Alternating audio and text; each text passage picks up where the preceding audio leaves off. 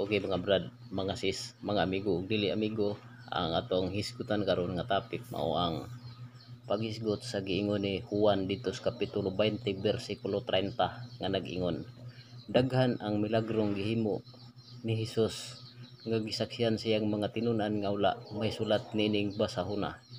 Muna nga pamina mo lantawan ninyo og tarong, magtuon og tarong kay ang mga milagro nga gihimo sa Ginoo nga wala isulat sa Biblia.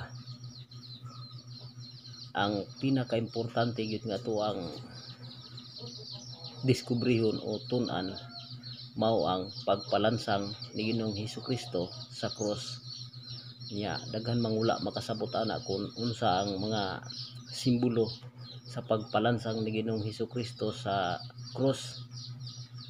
Ang pagpalansang sa krus ni Ginoong Hesukristo alang sa iyang kalibutan o alang sa kalibutan. Unsa man dining kalibutan? Ang kalibutan nga mao'y hinungdan nga nagpalansang si Ginoong Hesukristo sa krus mao ang pagluwas sa iyang kalibutan, ug ang kalibutan mao ang iyang katawhan. Nagdaghan kaayo pa ang mga meaning o simbolo sa hinungdan sa pagpalansang sa Ginoo sa krus. Paghuman siya nalansang sa krus o human nalansang ang Ginoong Hesukristo sa krus, sa diha na siya gabitay sa krus, sa wala pa siya mahubsi sa gininhawa, nagpabilin siya og pito ka wika, pito ka pag-ampo alang sa hingpit nga kaluwasan sa iyang katawhan.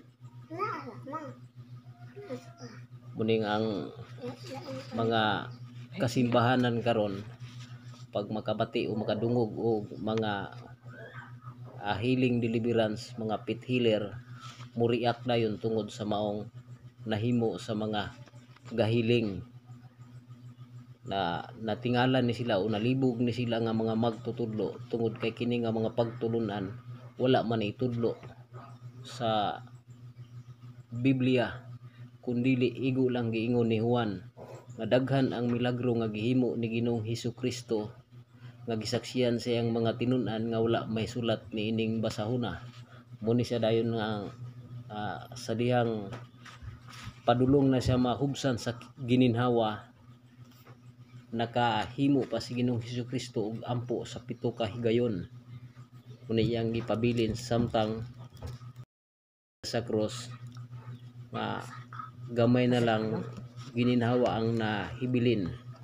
Unya pagkahuman sa mga kaigsuunan nga nakasabot sa tugon sa Old Testament, muday na nga ni gawas o ni trending sa pagkakaroon nga panahon nga pit healer o batang healer o kinsa pa man na sila. Ingunani dayon ang nahitabo nga kitang tanan di ay sa matag usa kon mutuo lang sa kabubut-on sa Dios o mudawat sa iyang Espiritu Santo nga mukop pakunsaron sa maong usa o sa atong matag usa makahimo sa paghimo sa gustong ipahimo sa Ginoo sa iyang katawhan nga mao'y iyang gikahimutan o gihigugma o iyang gipakunsaran sa iyang balaan nga espiritu.